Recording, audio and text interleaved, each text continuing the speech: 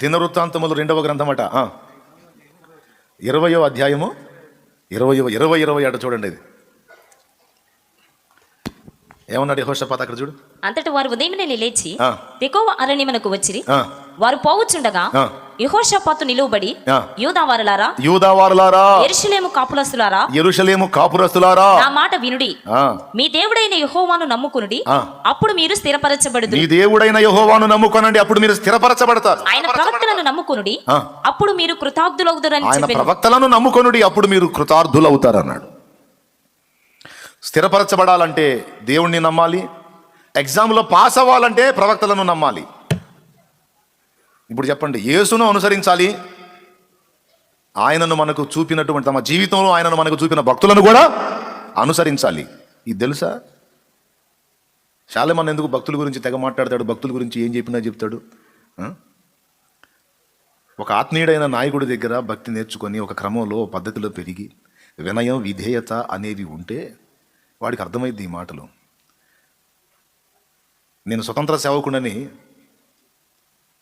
నా మీద అసలు ఎవరి అజమాయిషి ఉండకూడదని, ఏ విధేయత లోబడటం వినయం వినమ్రత అనేవి నేర్చుకోకుండా వదరబోతులాగా గర్వహృదయులై మాట్లాడే వారికి ఈ సంగతులు అర్థమవుతాయా? యెహోవాను నమ్ముకోవాలి అన్నాడు, బాగుంది, దేవుడు కాబట్టి. ప్రవక్తలను నమ్ముకునేది ఏంది? ప్రవక్త ఏమన్నా దేవుడా? మరి ఆ మాట యెహోషాపాతు పలకడం ఏంటి? దాన్ని దేవుడు లేఖనంలో రాయించడం ఏంటి? మనం ఇద్దరి మీద దృష్టి పెట్టాలి. ఒకటి ప్రభు మీద, రెండవది ఆయనను మనకు చూపిస్తున్న భక్తుని మీద, నాయకుని మీద కూడా దృష్టి పెట్టాలి.